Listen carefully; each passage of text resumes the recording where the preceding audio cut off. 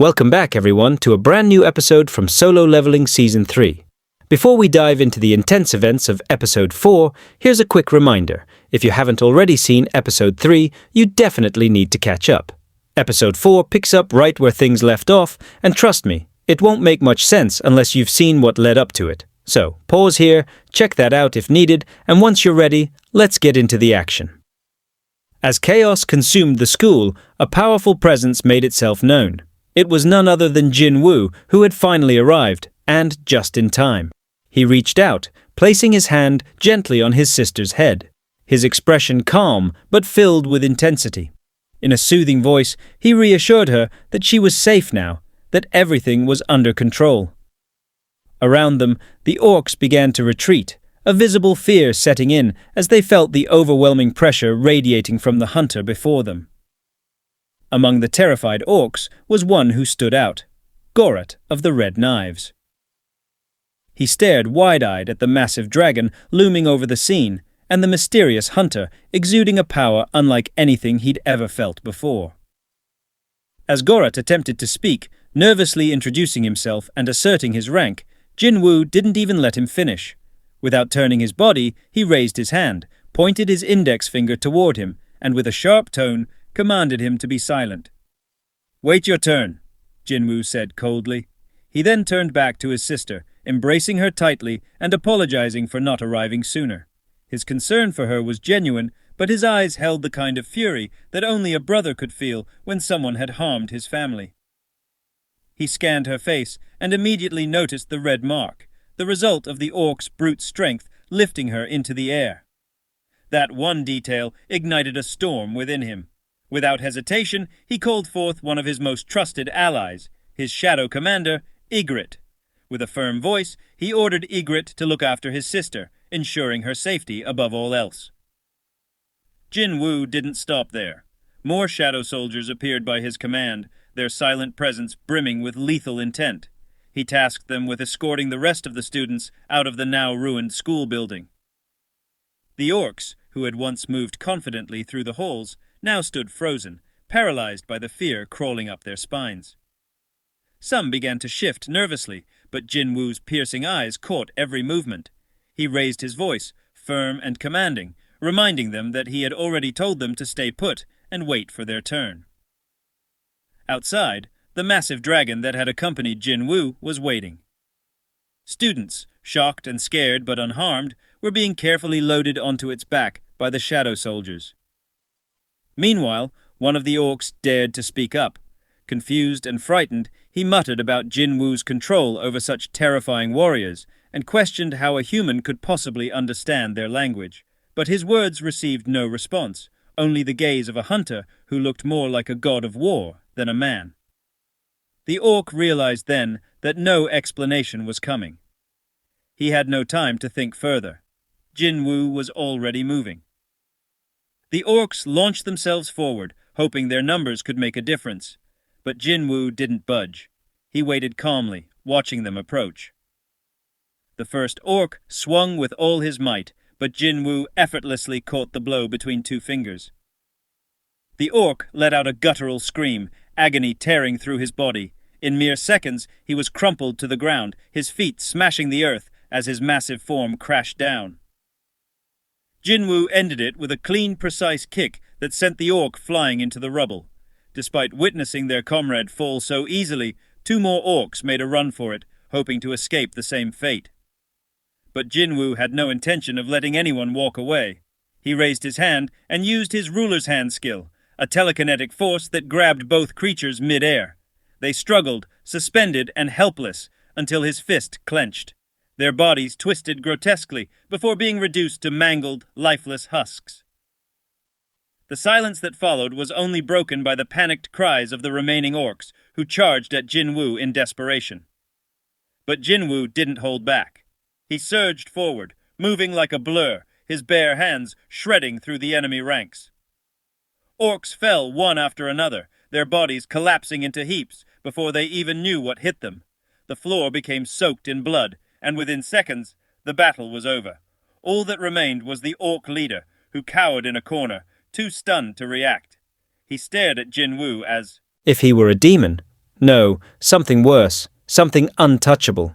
Trembling, the orc tried to make sense of it all, but Jinwoo was already upon him. He reached out and grabbed the orc's head, slamming it against the wall with such force that the stone cracked behind him. Jinwoo held him there, staring into his eyes as if trying to pull out the answers himself. Then he looked around and saw the true horror of what had taken place. Bodies of students littering the halls, some unconscious, others barely breathing. Blood pooled beneath them, staining the floors. He turned down another corridor and saw the same scene. Fury boiled within him. He turned back to the orc and demanded to know why. "Why are you doing this? Why are you killing innocent people?" he asked. The orc, dazed, began speaking like he was under the influence of something, mentioning voices, commands, the feeling of being hunted himself. Jinwoo narrowed his eyes and asked again, this time softer but far more threatening. "And what about me? Do you want to kill me too?" Tears began streaming down the orc's face. He sobbed, begging Jinwoo for mercy. The hunter stared at him in silence, realization dawning. These creatures no longer saw him as human. He was something else to them, something far more terrifying.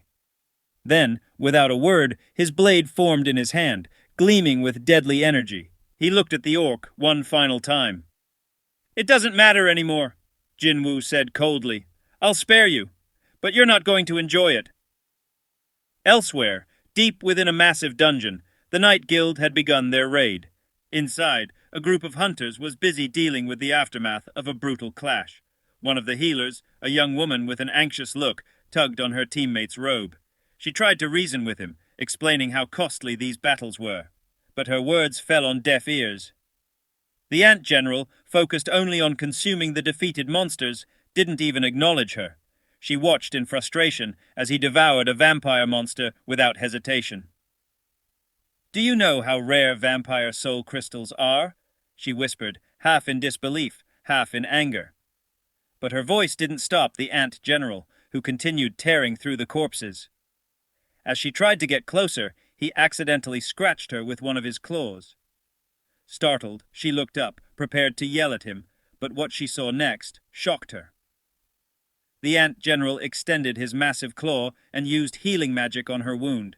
Instantly, the injury vanished without a trace. She blinked, stunned.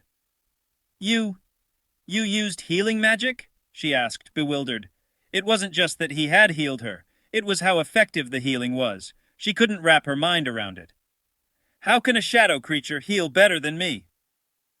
What made it even stranger was that the Ant General didn't react with pride or acknowledgement. He simply turned and returned to his task like nothing had happened. The healer stood frozen, unsure of what to think. If even the shadows under Jinwoo's command had evolved to this extent, then what exactly had he become? A mighty ant stood as the general of his legion, commanding his forces through the dungeon's ominous passageways. Their march brought them to a massive door, which slowly creaked open. What lay beyond was enough to make even the most hardened hunters falter. The boss of the dungeon had already appeared, waiting with a bloodlust in his eyes. The monster wasn't just any threat, it was an archmage, infamous among all dungeon entities. This archmage, notorious for its unmatched magic and intellect, had long been considered unbeatable. No guild had successfully brought it down. Yet thanks to one exceptional hunter, disaster was narrowly avoided. Still, the threat hadn't passed. From the rear came the groans and stomps of an undead horde, revived by the dungeon's cursed energy. Shouts rang out to shut the door, as creatures once devoured by the ants had risen again. The mage among the hunters quickly activated her sacred defense spell, forming a shimmering barrier around the team. But the leader, taking in the worsening situation, realized they were surrounded, and without the help of Hunter Jin Woo, survival was uncertain. The healer cried out that the sacred defense could only hold for 5 minutes at most. Suddenly, a commotion behind them caught the leader's attention. Turning, he saw the Ant General advancing toward the Archmage. The dungeon boss spoke in an eerily clear human tongue, its voice a mix of anger and confusion. It couldn't comprehend why the king's forces were attacking him. After all, they had been chosen by the king himself. The undead army hesitated, caught in their confusion, mirroring the Archmage's own disbelief. He muttered that he would report this betrayal to the king, but the Ant General didn't wait for further discussion. Launching himself forward, he slammed into the boss with crushing force, sending it flying across the chamber. "You talk too much for someone on death's doorstep," the Ant General growled as he pursued the Archmage. Just as the boss tried to recover, the Ant performed a shocking act. Reaching into his own chest, he tore out his heart, using his overwhelming strength to rip it free. In doing so, the dark energy sustaining the dungeon's minions dissipated, and every undead servant collapsed instantly. The hunters, stunned by what they had witnessed, could barely process what had just occurred. One ant had wiped out the dungeon boss and its army in a single brutal moment. The raid leader, watching the ant feast on the fallen Archmage, muttered in disbelief. He knew the creature was under possession, but this level of power was far beyond his expectations. Another hunter approached and remarked that with an army like this, Shadow Hunter Jin Woo didn't even need to lift a finger. His summoned soldiers alone could clear any dungeon with ease. Reflecting on the battle, the hunter noted that Jin Woo hadn't even used his full mana to summon these shadows. Half his power was enough to dominate. This realization forced them to question everything. Tactics, gear, strategy. Many conventional items might now be useless in the face of such overwhelming force. A third hunter casually suggested they scrap their original mission and consider joining Jin Woo's guild. The leader scoffed in disgust, calling the idea ridiculous. His guild was one of the top 5 in the country, created by a high-ranking knight-type hunter. The notion of merging with another guild, even one led by Jin Woo, felt insulting. The hunter quickly backpedaled, saying he was just joking. Clearly, after today's display, it was evident Jin Woo had no need for them. Still, the leader wasn't amused. He began ranting about how some people, after becoming S rank, thought themselves above the law. Even if Jin Woo could clear dungeons alone, rules were still rules. Raids were supposed to be carried out by teams, including the hunter leading the charge. Yet another hunter countered, suggesting they could simply act as support, provide Jin Woo with backup, lend their numbers, and call it a win-win situation. The leader mulled it over. Maybe if they spun it the right way, claiming to offer help rather than submit, they could retain their dignity. As their conversation continued, rain began to pour outside. Back at the school, the scene was chaotic. Parents had gathered, desperate for answers and frantic to see their children. Some wept as stretchers passed, carrying the wounded. Amid this chaos, Jin Woo sat in a car beside the president of the Hunters Association. The president shared some bittersweet news. 213 students had escaped at the outset, and 10 more had been safely rescued. He added that had they reacted faster, things might have turned out differently. Then, he handed his phone to Jin Woo, displaying a troubling report. Over the past 6 months, dungeon appearances had skyrocketed. Globally, the numbers were rising at an exponential rate, and something else was happening. More people were awakening abilities, stronger hunters were emerging. It was as if the world itself was adapting, or being reshaped. Jin Woo stared at the data, realization dawning in his eyes. Something massive was unfolding. He asked about the status of other nations: Japan, America, China, France, England, Germany, even places as remote as Central Asia. The president explained that several countries had expressed interest in reaching out. Some had done so through unofficial channels already. While the association couldn't stop such contacts, it had been working to protect Jin Woo's information. Of course, everything hinged on Jin Woo's choices. The president admitted he feared what might happen if Jin Woo left the country now. Adapting to a new place might not be easy, even for someone like him. Their ride eventually brought them to a hospital. Jin Woo's sister was recovering there. As he stepped out, the president made one final request. He said the association would do whatever it could to support Jin Woo and pleaded with him to remain in South Korea, to be part of their nation's future. Out of the 10 registered special hunters, 3 were already lost. 2 had been killed overseas by monsters. The president begged him to consider their shared destiny. And then, softly, he asked Jin Woo what he truly wanted. Jin Woo's response was calm but firm. If that was the case, he said, then he wanted permission to enter the dungeon atop the mountain, alone. The president paused, unsure if he had heard right. He clarified. Jin Woo wanted the restriction removed, the rule requiring a minimum number of raid members. Jin Woo nodded. That was exactly what he wanted. The president began explaining that the rule existed to safeguard lives. No hunter should risk a dungeon alone, but Jin Woo's resolve didn't waver. Then, realization hit the president. The reason Jin Woo had created a guild wasn't for fame or manpower, it was so he could legally tackle dungeons solo. And now he was asking, would the association allow it? The president, aware of Jin Woo's overwhelming capabilities, admitted that it would be difficult, but not out of reach, and promised to do his utmost. As he spoke, one of the cameramen complimented the reporter on her excellent coverage. She smiled and thanked him just as her phone rang.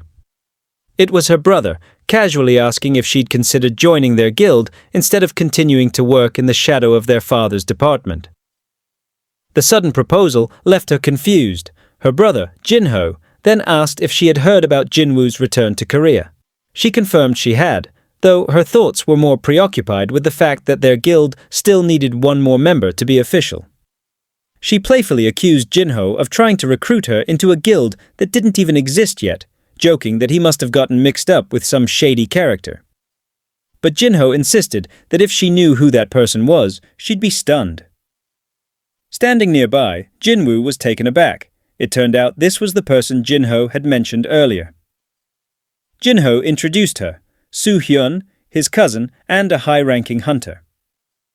She pulled down her mask and looked equally shocked to see Jinwoo. Jinho laughed, asking her why she was so surprised. Wasn't she somewhat of a celebrity herself? Jinwoo started to doubt whether she was truly a hunter. She responded that meeting the Jinwoo, who had mysteriously appeared at Lee Min-sun's press conference only to vanish again, was like meeting a legend. Jinwoo took a seat, reflecting that while Jinho was a D-rank hunter, his cousin was an A-rank. It made him wonder whether awakened powers were sometimes inherited. After all, he'd heard their father was a hunter too. He turned to Soo-hyun and hoped Jinho had already filled her in. She nodded, explaining that they needed just one more person to complete the guild. Jinwoo asked if she was really okay with joining, especially with the kind of attention it might draw. She casually brushed it off, saying anything was better than answering to her cousin Eugene's hot-headed son. Then, with a grin, she asked if she could take a selfie with Jinwoo for her socials. Elsewhere, at the Hunter Association headquarters, discussions were underway regarding Jinwoo's shadow army. Despite their effectiveness, the association seemed uneasy. Jinwoo found it odd. They, of all people, should recognize the advantage. But the association's president confirmed. This was a privilege. And then he posed a question. If monsters erupted from a dungeon, who would they send? 20 seasoned hunters or a single one-man army like Jinwoo? Jinwoo, who had recently moved into a luxury apartment in the Hunter district, had clearly been making some changes. When questioned about the move, he refused to comment, possibly because it was about securing safety. The president then continued. Just like citizens move to safer areas when they can afford to, so too did Jinwoo. And if people criticize the privilege, they should remember who'd be standing at the front lines when Korea faced an S-rank gate. Across town, Huntress Cha scrolled through social media, stunned by a new post. A girl claiming it was her first day in the Ajin Guild. Her hands trembled with fury. The next day, Jinwoo and Jinho stood before a massive gate, unlike anything they'd seen. Jinwoo couldn't help but think that if Jinho had seen something like this before, he'd have passed out. Reporters surrounded them, shouting questions. What was the meaning behind the Ajin Guild's name? What was his connection to Soo-hyun? But before he could answer, Hunter Association personnel whisked him away. They told him that although they tried to hide information, the dungeon's location had leaked, likely because of a social media post. Jinwoo needed to be more careful. Meanwhile, Jinho asked nervously how they'd manage without the mining crew or the collection squads. Jinwoo reassured him his shadows would handle everything. And with that shocking twist, episode 4 draws to a close. Comment below if you're ready for the next episode.